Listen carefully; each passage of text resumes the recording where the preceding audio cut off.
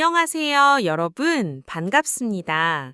오늘도 우리 팟캐스트에 와주셔서 정말 고맙습니다. 이 팟캐스트는 여러 가지 주제에 대해 알아가며 자연스럽게 한국어 표현을 배우는 시간이에요. 네, 안녕하세요. 오늘도 재미있는 내용으로 함께하게 되어 기쁩니다. 우리 팟캐스트를 처음 듣는 분들을 위해 말씀드릴게요. 처음에는 이해가 안 되어도 편하게 들어주세요. 그 다음에 여러분의 언어로 된 번역 자막을 보면서 다시 들어보시고요. 마지막으로 모르는 단어와 표현을 정리하며 들어보시면 한국어 실력이 많이 향상될 거예요.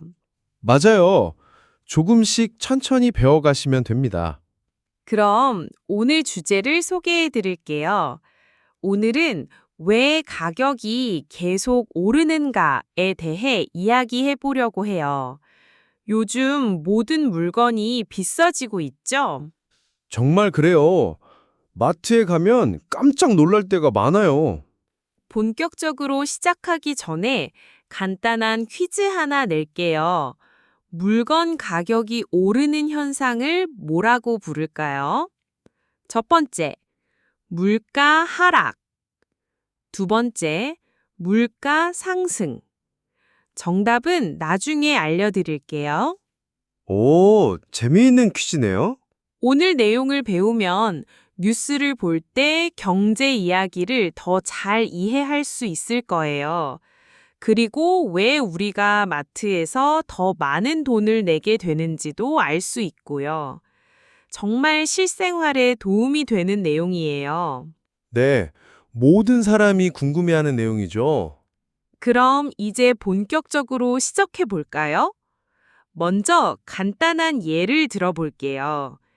작년에 라면 한 개가 1,000원이었는데 올해는 1,200원이 되었어요.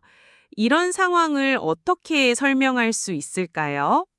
아, 좋은 예시네요. 이것이 바로 인플레이션이에요. 인플레이션은 외래어로 시간이 지남에 따라 물건 가격이 오르는 것을 말해요. 영어로 인플레이션이라고 하죠. 그렇군요. 그런데 요즘 정말 심각한 것 같아요. 우리가 자주 사는 것들이 많이 비싸졌잖아요. 맞아요. 전 세계적으로 물가 상승이 두드러지고 있어요. 특히 에너지와 식료품 가격이 크게 올랐죠. 에너지라고 하면 가스, 전기 같은 것들이에요. 이런 상황에서 소비자들은 주머니에 타격을 입게 돼요. 주머니에 타격을 입는다는 표현이 재미있네요. 무슨 뜻인가요? 주머니에 타격을 입는다는 말은 쓸 돈이 줄어든다는 뜻이에요. 영어로는 hit in the pocket 이라고 해요. 같은 돈으로 예전보다 적은 물건을 살 수 있게 되는 거죠. 아, 정말 요즘 그런 것 같아요. 그런데 인플레이션이 얼마나 심각할 수 있나요? 아주 극단적인 경우가 있어요. 베네수엘라라는 나라에서는 2017년 11월부터 2018년 11월까지 연간 인플레이션율이 130만 %에 달했어요. 이런 것을 초인플레이션이라고 불러요. 130만 %요? 상상할 수 없는 숫자네요. 정말 그래요. 이렇게 되면 아침에 빵 한 개 가격과 저녁에 빵 한 개 가격이 완전히 달라질 수 있어요. 그럼 왜 이런 인플레이션이 일어나는 걸까요? 주요한 원인이 두 가지 있어요. 첫 번째는 코로나 바이러스 팬데믹이에요. 팬데믹으로 인해 경제 활동이 변화했고 이것이 물가 상승에 영향을 미쳤어요. 코로나가 경제에도 큰 영향을 준 거네요. 네, 맞아요. 두 번째 원인은 우크라이나 전쟁이에요. 전쟁은 필수품의 공급을 감소시켰어요. 공급은 영어로 supply예요. 물건의 공급이 부족할 때, 즉 제한된 수량으로만 이용 가능할 때 가격은 올라가게 돼요. 아, 공급과 수요의 문제군요. 물건이 적으면 가격이 오르고요. 정확해요. 그런데 더 걱정스러운 것이 있어요. 경제학자들은 식료품과 에너지 같은 변동성이 큰 품목의 가격이 안정되더라도 이미 발생한 지속적인 물가 상승이 기업들이 상품 가격을 정하는 방식을 계속 영향을 준다고 말해요. 변동성이 큰 품목이라는 게 뭐예요? 변동성이 크다는 것은 예측 불가능하고 갑자기 변할 수 있다는 뜻이에요. 영어로는 몰라타일이라고 해요. 예를 들어 기름 가격이 하루에도 여러 번 바뀔 수 있잖아요. 그럼 지속적이는 어떤 의미인가요? 지속적이는 영어로 sustained이고 오랜 기간 같은 수준으로 계속되는 것을 의미해요. 즉, 물가가 한 번 올라가면 계속 높은 상태로 유지된다는 거죠. 아, 그럼 에너지나 음식 가격이 내려가도 다른 물건들은 계속 비쌀 수 있다는 말씀이시네요. 바로 그거예요. 이것이 선진국에게는 우려스러운 일이지만 개발도상국에게는 훨씬 더 심각한 문제가 돼요. 인플레이션이 일으키는 다른 문제도 있나요? 네, 있어요. 인플레이션의 또 다른 결과는 경기 침체예요. 영어로는 리세션이라고 하죠.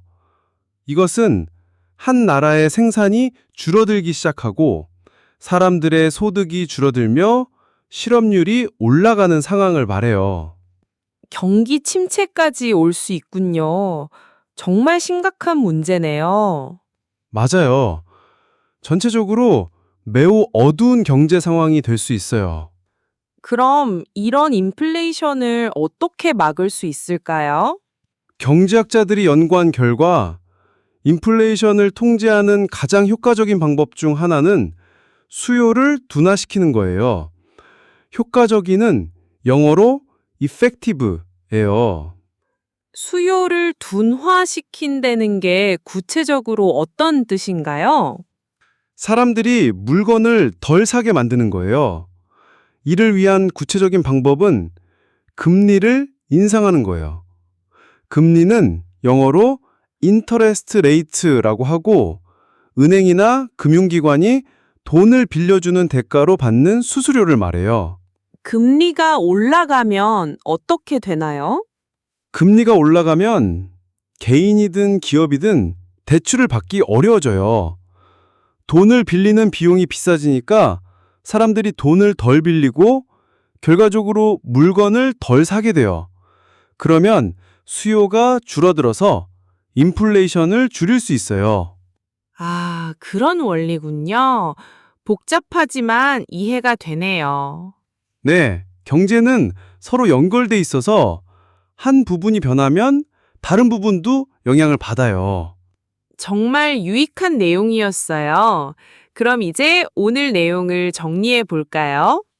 좋아요. 오늘 우리는 인플레이션에 대해 배웠어요.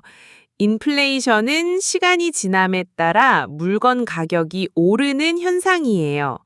주요 원인은 코로나 팬데믹과 우크라이나 전쟁이고, 이로 인해 우리는 주머니에 타격을 입게 되었죠. 그리고 이런 상황이 계속되면 경기 침체까지 올 수 있어요. 하지만 금리를 올려서 수요를 줄이면 인플레이션을 통제할 수 있다고 했어요. 정말 잘 정리해 주셨네요. 그럼 처음에 낸 퀴즈 정답을 말씀드릴게요.